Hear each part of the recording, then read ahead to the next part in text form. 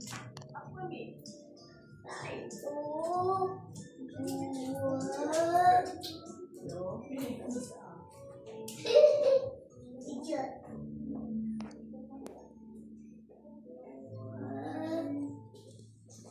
Ada ni tak business card tu?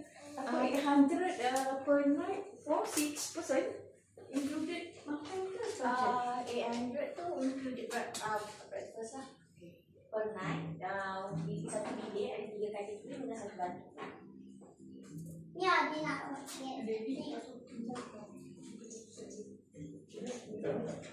Yang ni Anu oleh. yang ni per press.